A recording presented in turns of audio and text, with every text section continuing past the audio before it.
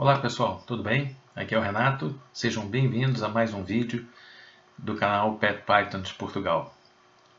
Hoje nós vamos dar sequência à nossa série Mutações e Genética e vamos aprofundar a nossa conversa a respeito dos genes ou mutações recessivas. No último vídeo nós vimos que quando você tem um animal visual de uma mutação recessiva, é necessário que ele tenha recebido o gene daquela mutação, tanto procedente do pai como procedente da mãe. Apenas quando há duas cópias do gene daquela mutação é que nós conseguimos observar visualmente no fenótipo do animal que aquela mutação está presente. Quando um animal possui apenas uma cópia daquela mutação, um gene transmitido ou do pai ou da mãe, nós não conseguimos ver isso no animal.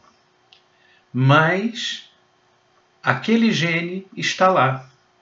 E se aquele animal for acasalado no futuro com um outro animal que também tenha uma ou duas cópias da mesma mutação, eventualmente poderá sair desse acasalamento, dessa postura, um ou mais animais que sejam visuais, ou seja, que recebam a cópia tanto do pai quanto da mãe.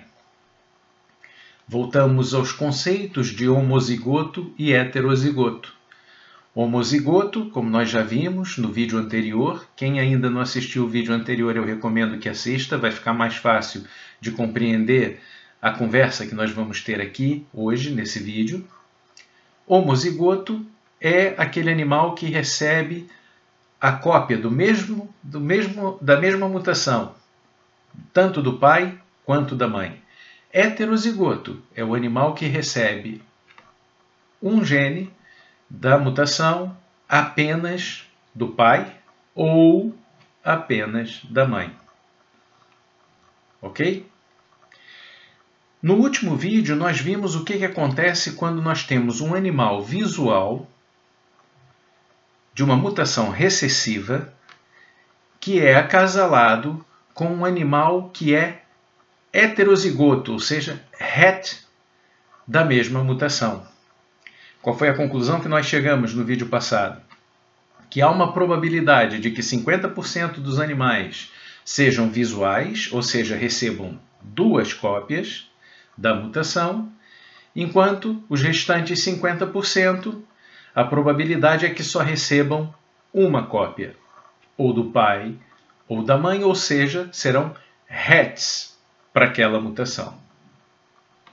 Agora, o que será que acontece quando nós acasalamos um het com outro het?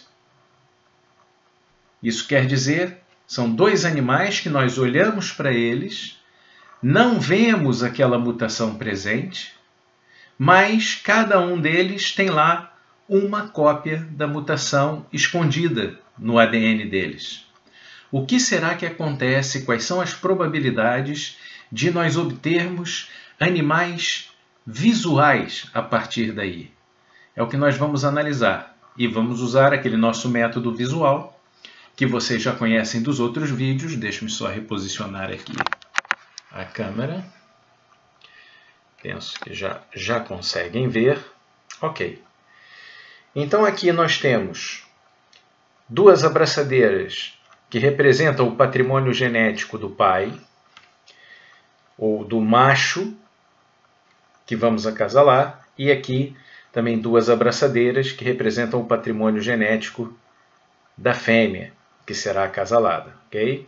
Como vocês podem perceber, ambos têm apenas uma cópia da mutação recessiva. No caso do macho, ele recebeu a mutação recessiva da mãe.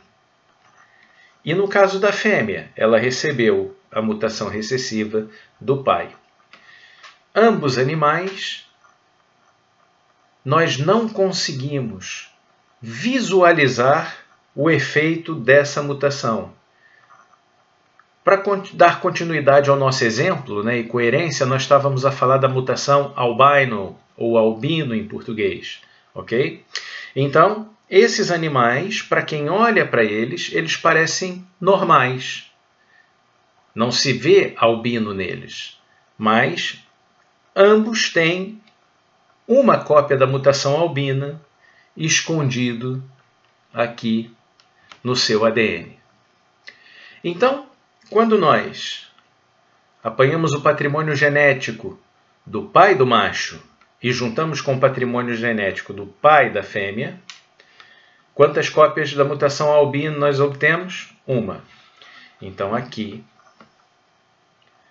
uma cópia. Patrimônio genético do pai do macho com a mãe da fêmea, quantas cópias de albino? Nenhuma. Aqui fica vazio. Patrimônio genético da mãe do macho.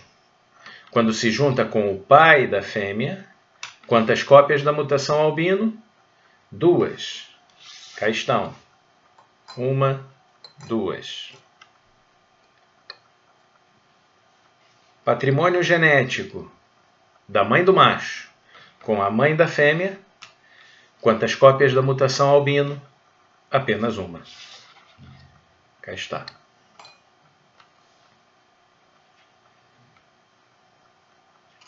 Ora bem, então a que conclusão nós chegamos? Nós vemos que, bem diferente do que vimos no vídeo passado, há 3 tipos de resultados possíveis aqui. Há um resultado possível em que nós obtemos um animal visual albino, branco, amarelo com laranja, olhos cor-de-rosa. Está aqui. Em quantos por cento dos casos? Em 25% dos casos. Nós obtemos um animal visual. Depois aqui nós temos uma probabilidade de, em 50%, ou seja, nesse quadrado e nesse quadrado, de haver um het albino. E depois, em 25%, há a probabilidade de que não haja nenhum gene da mutação albino, ou seja, simplesmente um animal normal, sem mutação absolutamente nenhuma. Levando em consideração que não temos mais nenhuma mutação associada com esses animais, nem recessivo, nem dominante incompleto. Okay? Ora bem, vocês certamente, quando andam a pesquisar pela internet, a ver animais e etc., em alguns anúncios vocês veem as expressões 100% het, 66% het, 50% het, possible het, ou possível het. O que esses números todos querem dizer? O que esses números querem dizer é que quando você tem um animal que só se diz het albino ou 100% het albino, isso quer dizer que, de certeza absoluta, naquele animal há uma cópia da mutação albino, que é proveniente do pai ou da mãe daquele animal. Mas você tem a garantia, certeza absoluta, de que há uma cópia da mutação albino naquele animal. Quando é que isso acontece? Quando um dos progenitores é visual. Se um dos progenitores for visual para a mutação recessiva, de certeza absoluta, todas as crias, sem exceção, serão pelo menos heterozigotos daquela mutação. Ok? Agora, vamos analisar a situação de 66% albino. O que isso quer dizer? Isso quer dizer que não há certeza, se alguém está a oferecer um animal e diz: esse animal é 66% albino, Isso quer dizer que a pessoa que está a oferecer esse animal não tem certeza absoluta se aquele animal possui uma cópia da mutação albino ou não. Há uma probabilidade de 66% de que aquele animal tenha a mutação albino. E como é que se chega a esse número dos 66%? Justamente a partir desse exemplo que nós estamos a falar. Repare, se nós dividirmos o quadrado de Punnett em quadrantes, nós sabemos que em um dos quadrantes nós vamos ter animais visuais, certo? Então, se isso aqui, os animais são visuais, ponto. Nós sabemos que lá há 2 cópias da mutação. Então, vamos esquecer isso. Isso não entra para a nossa conversa porque nós estamos a falar de hats. E em hats nós não vemos. Então, os visuais não são para aqui chamados, ok? Ora bem, então restam 3 quadrantes, não é? Desses 3 quadrantes, em quantos há uma cópia da mutação albino? Em 2. Então quer dizer que em 2/3 desses animais há a probabilidade de que tenha uma cópia da mutação albino. Ora, 2/3 em porcentagem são 66%. Ok? Agora, por que se usa essa expressão? Vamos dar exemplos numéricos. Fica sempre mais fácil quando nós utilizamos números. Imagina que esses 2 animais fizeram uma postura de 8 ovos. Então quer dizer que aqui cada quadrante desses representa 2 animais. 2 mais 2, 4, mais 2, 8, 6, mais 2, 8. Ok? 8 animais. Ora, nós sabemos que 2 deles são visuais. Tiramos daqui. Quantos sobram? 6. E nós sabemos que desses 6, 4 têm a probabilidade de carregar um gene da mutação albino. Agora, se nós não conseguimos ver, quando nós olhamos para esses 6 animais, todos eles são normais. Então, como é que nós podemos saber quais são os 4 que trazem a mutação albino? Não podemos. Por isso se usa a porcentagem. Então, nós dizemos, olha, esse animal aqui, que parece normal, ele tem 66% de chance de dentro dele ter uma cópia da mutação albino. Há certezas? Não. Não há garantia absolutamente nenhuma. É uma probabilidade, ok? Então, atenção, pessoal. Quando vocês adquirem animais sobre os quais há esse tipo de informação. Olha, é 66% reto albino. Cuidado! Porque tanto pode ser, quanto pode não ser. E, infelizmente, há no mercado pessoas que não são tão confiáveis quanto isso e, por vezes, anunciam animais 66% ou 50% het para determinadas mutações que são mutações muito desejáveis, cobram mais caro pelos animais por conta disso, mas eles, à partida, sabem que aqueles animais não são het. Por quê? Porque essa mutação nem estava envolvida nos pais. Então seria impossível que qualquer animal desses fosse het.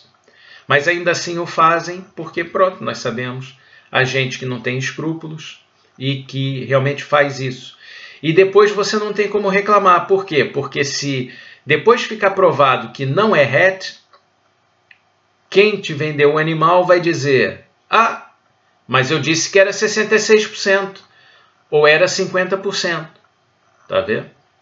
Ou seja, 66% het, 50% het, nada mais é, do meu ponto de vista, e tudo que eu falo aqui no canal é sempre o meu ponto de vista, é como eu faço as coisas, vale o que vale, ok?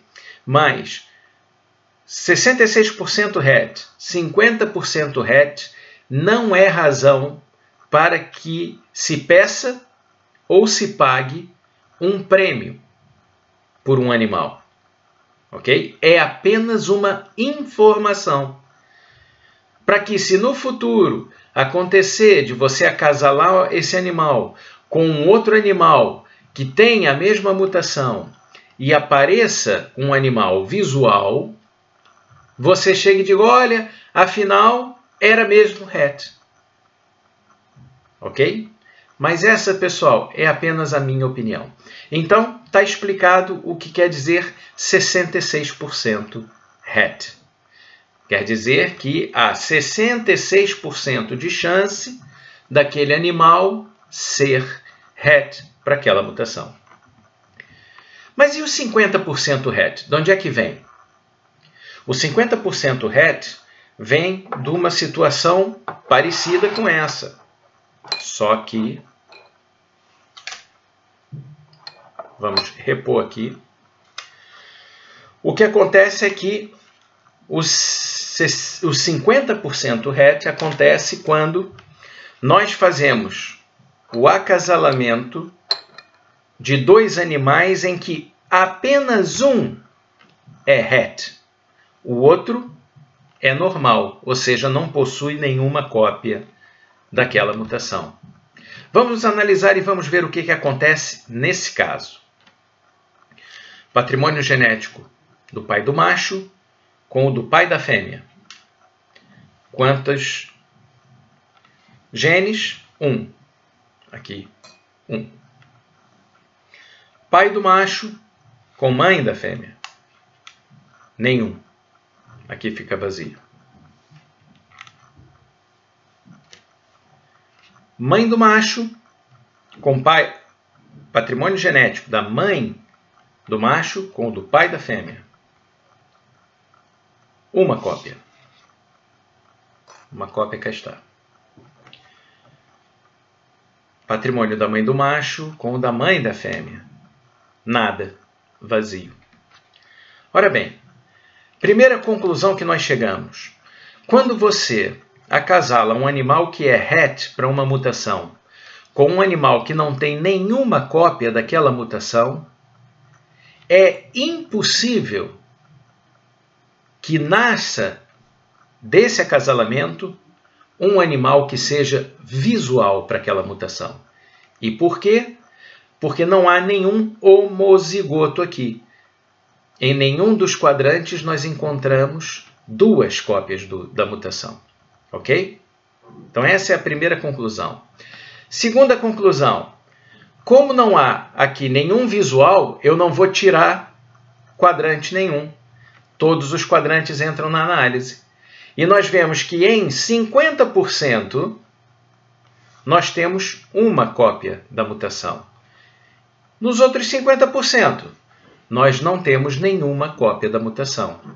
Ou seja, os animais que saíram dessa postura, de todos eles, há uma probabilidade que a metade tenha uma cópia da mutação, ou seja, seja RET.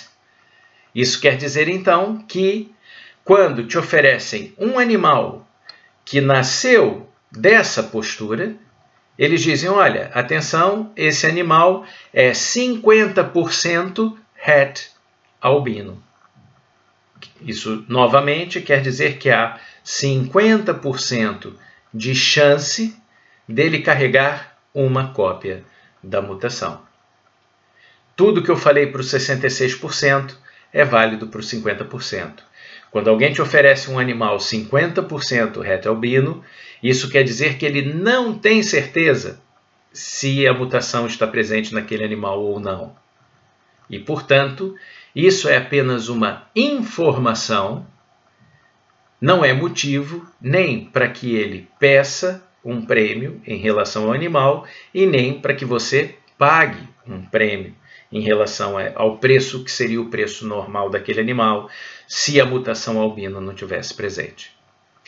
Ok, pessoal? Então agora, fazendo uma revisão geral.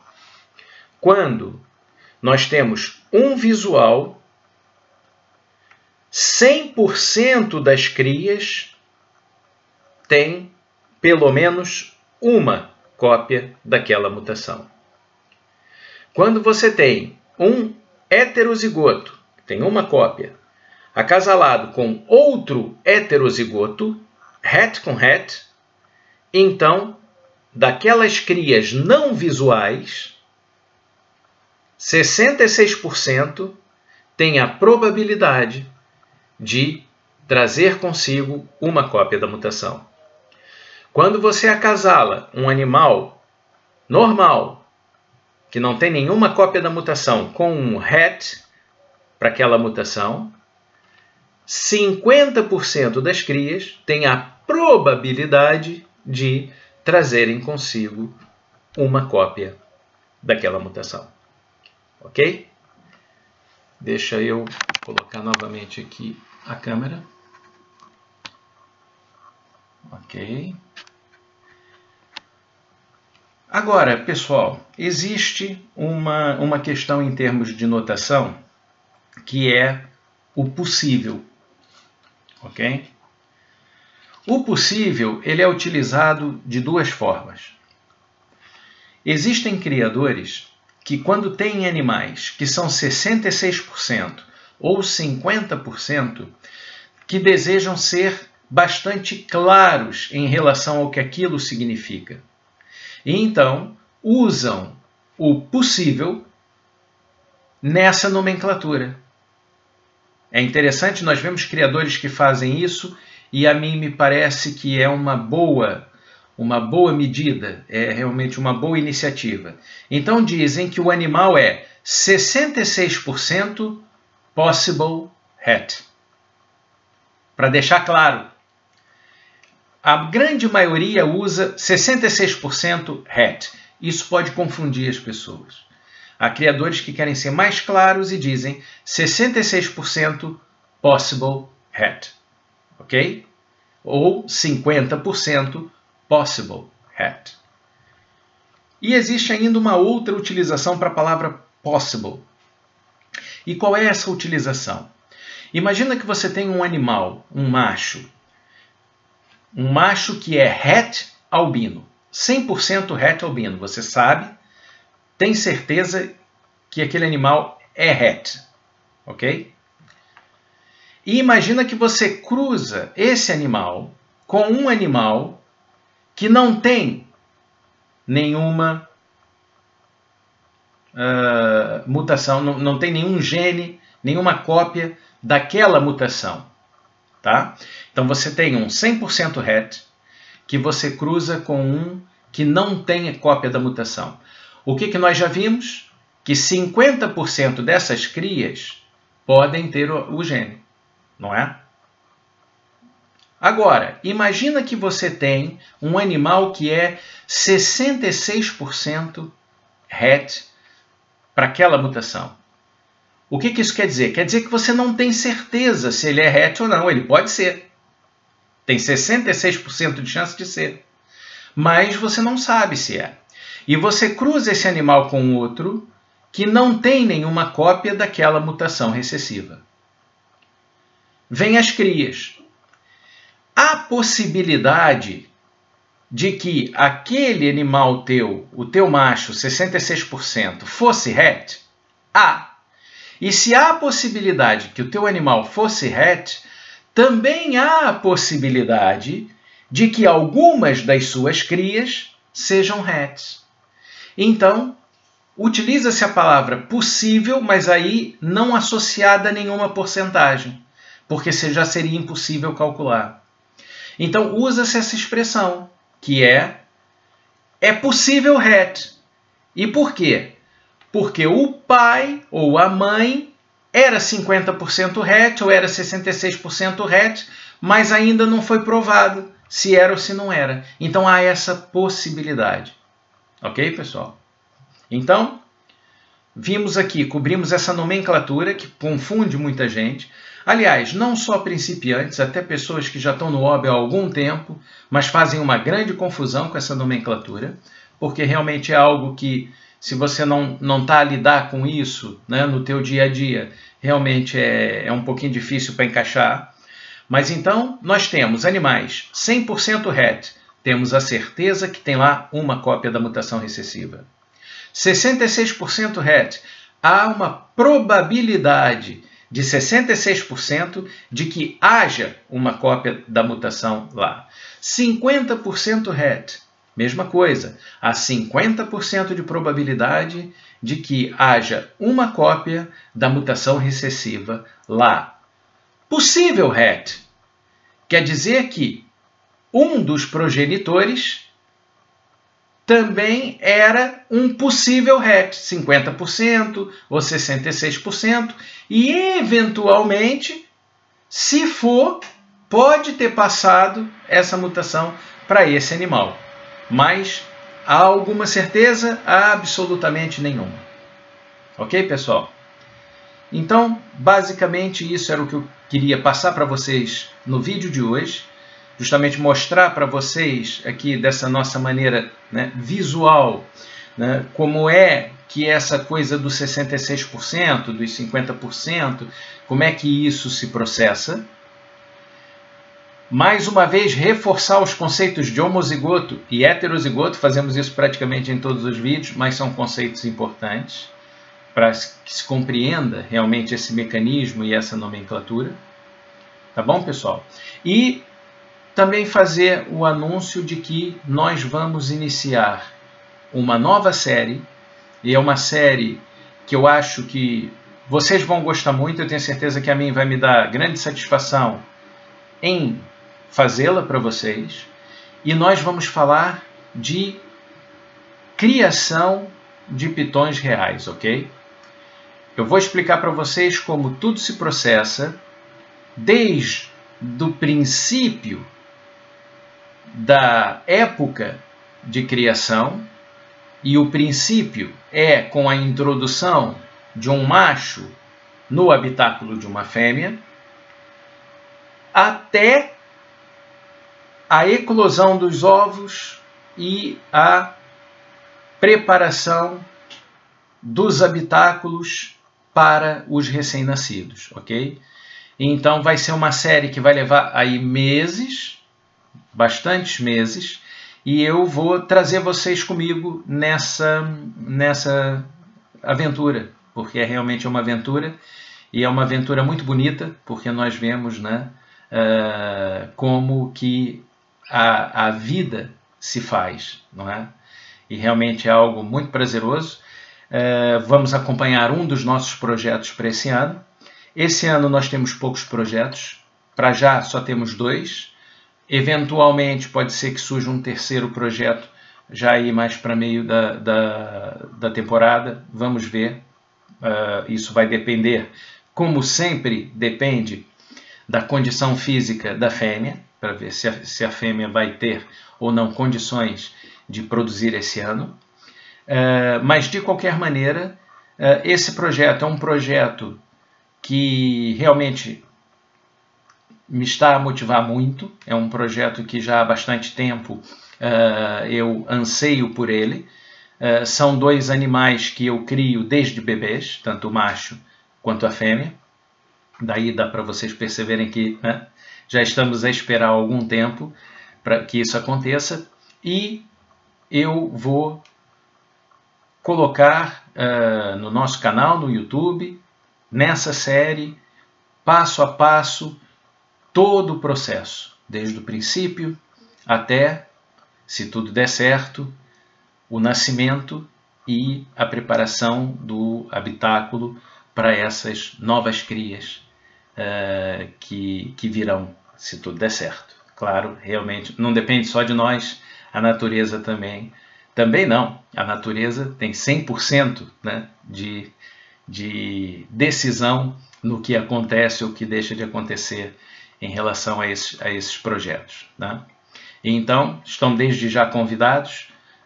Brevemente vou gravar o primeiro vídeo da série, ainda não está gravado, e vou apresentar para vocês. Por isso, eu recomendo que, se vocês ainda não fizeram, subscrevam aí o canal, cliquem no sininho, escolham todas e assim que eu publico um novo vídeo, vocês recebem uma notificação.